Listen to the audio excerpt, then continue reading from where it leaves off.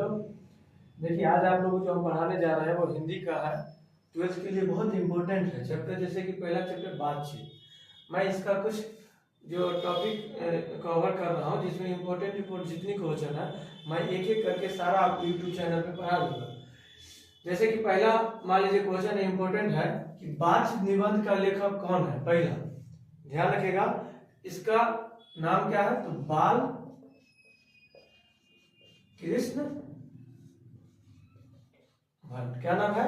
बालकृष्ण भट्ट। चलिए, जैसे कि दूसरा है कि बालकृष्ण भट्ट का जन्म कब और कहाँ हुआ था। पहला कि बालकृष्ण जो थे, क्योंकि ये निबंध का लेखक का क्या नाम है बालकृष्ण भट्ट, तो इसका जन्म कहाँ हुआ था और कब हुआ था, ये बहुत इंपॉर्टेंट है जो आप लोग ध्यान में रखिएगा। इसका जन्म हुआ था 23 जून 1844 को। कब हुआ था? 23 जून 1844। 23 जून 1844। Very good. कहाँ हुआ था? तो यह हुआ था उत्तर प्रदेश के इलाहाबाद में। उत्तर प्रदेश जानते ही हैं, इसका इलाहाबाद है। इलाहाबाद कहाँ हुआ था? उत्तर प्रदेश के इलाहाबाद में हुआ था। कब हुआ था? तो 23 जून 1844 एकदम याद रखिएगा। कब? 23 जून 1844 को। चलिए, बालकृष्ण भट्ट का मृत्यु कब हो गया? ये जो बालकृष्ण भट्ट थे इतने महान विद्वान थे, इनका मृत्यु भी हुआ होगा। अगर कि वैसे भी जानते हैं जिसका जन्म होगा एक न एक दिन उनका मृत्यु होना तय है। तो उनका मृत्यु कब हो गया? तो इनका मृत्यु हो गया था, ध्यान रखिएगा, 20 जुलाई 1914 को। कब हुआ था? 20 जुलाई 1914। 20 जुलाई 1914 में इनका देहांत हो गया, मृत्यु हो गया, इनकी लीला समाप्त हो गई। महान विद्वान थे इन्होंने। चलिए, बालकृष्ण भट्ट का उपन्यास कौन कौन है? देखिए बहुत इंपॉर्टेंट बात बता रहा है आपसे। इनकी उपन्यास कई बार पूछा जाता है एग्जाम में कि बालकृष्ण भट्ट के उपन्यास कौन कौन है। तो बालकृष्ण का उपन्यास पहला है रहस्य कथा। क्या है? रहस्य कथा। दूसरा क्या है? नूतन ब्रह्मचारी। नूतन ब्रह्मचारी। तीसरा क्या उपन्यास का नाम? 100 अजान एक सुजान। 100 अजान एक सुजान। फिर अगला है गुप्त बैरी। क्या जो था? गुप्त बैरी। इसके बाद अगला है रसातल। क्या है? रसातल। रसातल इसके यात्रा, रसातल यात्रा। इसके बाद अगला नाम है उचित दक्षिणा। जो हम लोग दक्षिणा देते हैं ना ब्राह्मण जी को, तो उचित दक्षिणा इन्हीं का है। इस तरह से इनका उपन्यास है जो आप ध्यान में रखिएगा, ठीक है। इसके बाद और ये उपन्यास है, ध्यान रखिएगा, तो सद्भाव का अभाव। क्या है? सद्भाव का अभाव, वो भी इनका उपन्यास था। फिर याद रखिएगा कि कई बार एग्जाम में पूछ देता है कि बालकृष्ण भट्ट के पिता और माता का क्या नाम है। जो बालकृष्ण भट्ट हैं उनके पिता और माता का क्या नाम है, कई बार पूछ देते हैं। तो लिख लीजिएगा, इनके पिता का जो नाम है, ध्यान रखिएगा, माता का नाम तो पार्वती हो जाएगा और पिता का नाम है बेनी प्रसाद भट्ट। क्या नाम है? बेनी प्रसाद भट्ट। माता का पार्वती। पार्वती। माता का नाम क्या है? पार्वती। पिता का नाम बेनी प्रसाद भट्ट और माता का नाम पार्वती। याद रखिएगा, ये माता है, पार्वती क्या है? माता है। पिता कौन है? बेनी प्रसाद भट्ट। बहुत इंपॉर्टेंट है, इसको ध्यान में रखिए आप लोग, ठीक है। और कुछ इंपॉर्टेंट क्वेश्चन आता है, जैसे कि उसको भी मैं बता दे रहा हूं कि यह जो है बालकृष्ण भट्ट जो है, जो कई बार ऐसा कार्य किए जिनके लिए इन्हें, कई रचनात्मक कार्य किए जिनके लिए इन्हें पुरस्कार भी मिला। इन्होंने नाटक भी किए, ठीक है। इनका नाटक कौन कौन है? तो पद्मावती नाटक। क्या है इनका नाटक का नाम? क्या है? पद्मावती। पद्मावती। पद्मावती याद रखिएगा, नाटक का क्या नाम है? पद्मावती। बेनी संहार, बेनी संहार, क्या है? बेनी संहार। इसके बाद शिशुपाल वध, क्या है? शिशुपाल, शिशुपाल वध। बोलो क्या है? शिशुपाल वध।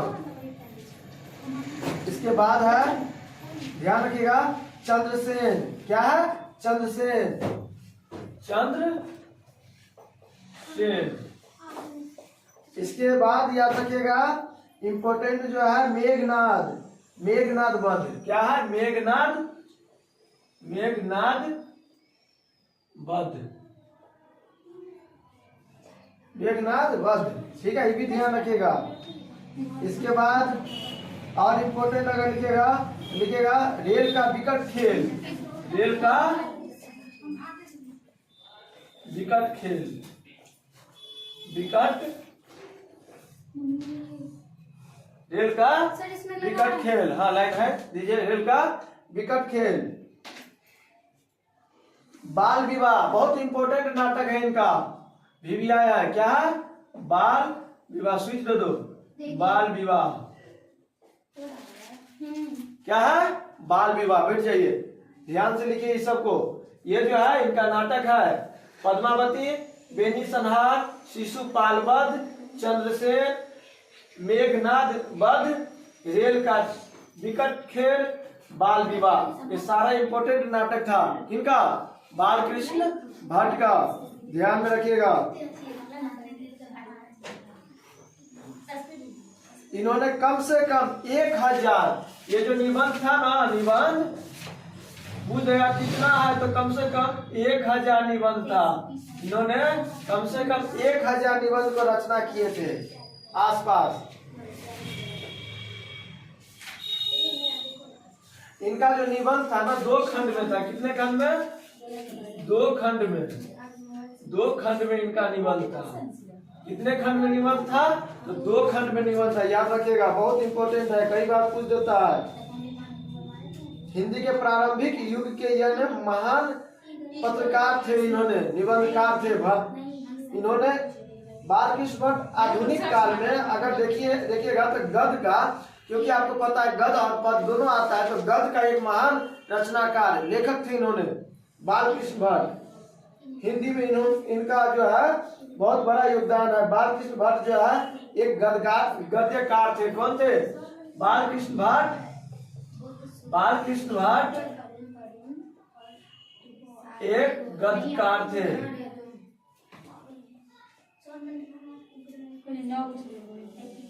कौन थे?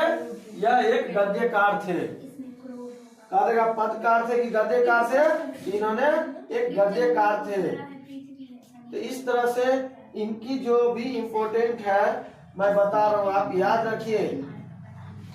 एग्जाम में किसी भी न किसी रूप में आपको देखने को मिलेगा। तो इन्होंने शिक्षा जो ग्रहण किए थे वो कहाँ से किए थे? तो प्रयाग से किए थे। इनका शिक्षा कहाँ से हुआ था? शिक्षा कई बार पूछ देता है, शिक्षा ये प्रयाग से किए थे। प्रयाग से, प्रयाग कहाँ है? उत्तर प्रदेश में। तो ध्यान रखिएगा इनका शिक्षा कहाँ से हुआ था? प्रयाग से। बहुत इंपॉर्टेंट है, सारा क्वेश्चन आप लोग याद कर लीजिएगा, एग्जाम में यहाँ से क्वेश्चन देखने को मिलेगा आपको। ठीक है, समझ गए ना आप लोग? इसको नोट कर लीजिएगा, सभी लोग इसको नोट कर लीजिए आप और याद करिए। हिंदी का पहला लेसन का है, पहला चैप्टर का बाल शीर्षक। इनका शीर्षक का नाम है बालकृष्ण भट्ट, अधिलेखक का नाम। और इनका जन्म जो है कब और कहाँ हुआ था? तो 23 जून 1844 को हुआ था। कहाँ हुआ था? तो उत्तर प्रदेश के इलाहाबाद में। बालकृष्ण भट्ट का मृत्यु कब हुआ था? तो 20 जुलाई 1914। बोलिए, बालकृष्ण भट्ट का उपन्यास कौन कौन है? तो देखिए, राष्ट्रीय कथा, नूतन ब्रह्मचारी, 100 एक सुजान, गुप्त बैरी, रसातल यात्रा, उचित दक्षिणा। और बालकृष्ण के पिता और माता का क्या नाम है? तो बताइए, पिता का क्या नाम था? बेनी प्रसाद भट्ट। माता का क्या नाम है? पार्वती। ध्यान में रखिएगा। इनकी कुछ महत्वपूर्ण नाटक भी है। वैसे नाटक बहुत है लेकिन महत्वपूर्ण लिखा दिए, जैसे पद्मावती, बेनिसंहार, शिशुपाल वध, चंद्रसेन, मेघनाद वध, रेल का टिकट, खेल, बाल विवाह। इनका जो फिर निबंध लगभग कितना था, तो 1000 निबंध था। कितना निबंध था? 1000। इनको कितने भाग में बांटा गया था, तो 2 खंड में बांटा गया था। बालकृष्ण भट्ट एक गढ़कार थे। कौन थे? गढ़कार थे। शिक्षा कहाँ से प्राप्त किए थे? तब प्रयाग से किए थे। प्रयाग कहाँ पड़ता है? उत्तर प्रदेश में। ठीक है, धन्यवाद। आप लोग मेरे चैनल को सब्सक्राइब कर लीजिए, और यहाँ भी अब फिर अगला चैप्टर का भी आपको हम जल्द ही लाने वाले हैं, जो वीडियो रहेगा ऑब्जेक्टिव इम्पोर्टेंट। धन्यवाद।